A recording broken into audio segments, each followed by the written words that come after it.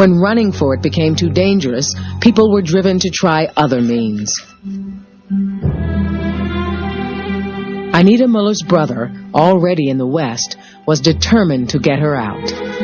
He and others began to dig a 200-yard tunnel right under the wall. When they were ready, they sent a message for Anita to bring her husband and child to a cafe on the East Berlin side. We waited a long time in this cafe. It was like a spy film. There were secret signs, a newspaper, a party badge, a bag in the right hand, a password.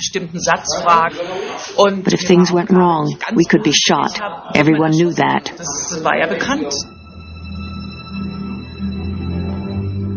Finally, she was led to 7 Schönholzerstrasse, within sight of the wall. The tunnel was about to break through in the cellar. It was frightening down there. In the middle, directly below the wall, someone had put up a sign saying, "You are leaving the eastern sector." And I thought, I'm in the West.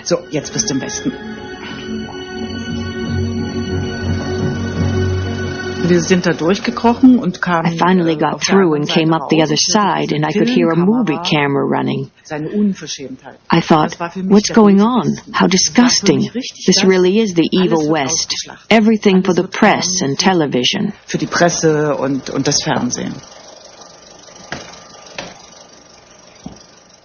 50 others escaped with Anita. I couldn't warn my parents we were leaving because we knew the secret police would interrogate them. My mother was very ill, and I wasn't sure I would ever see her again. My last memory is of her by the front door. She died a few years later. She was never given permission to visit us.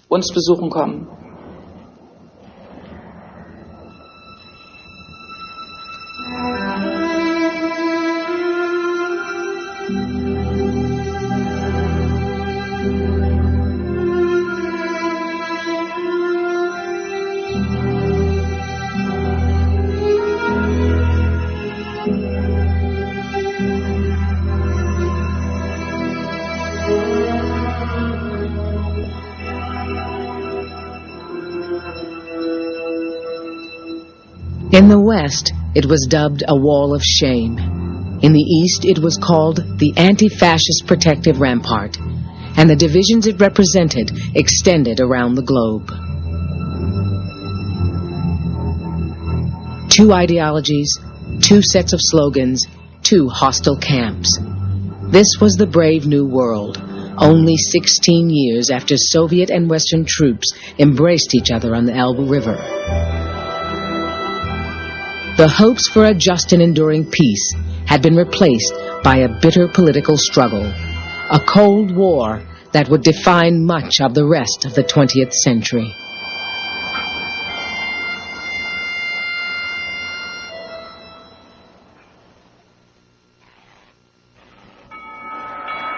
Visit the People's Century website at PBS Online. Add your story to People's Century. Hear more from people featured in tonight's program, and access key events through an interactive timeline.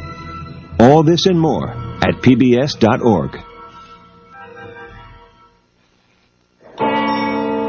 And now, a People's Century preview.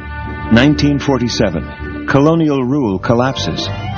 Africa awakes to its own power. This century is Africa's. Liberty, independence, freedom. But self-rule brings new conflict and new despair. Freedom Now, just one in a series that explores our century, People's Century.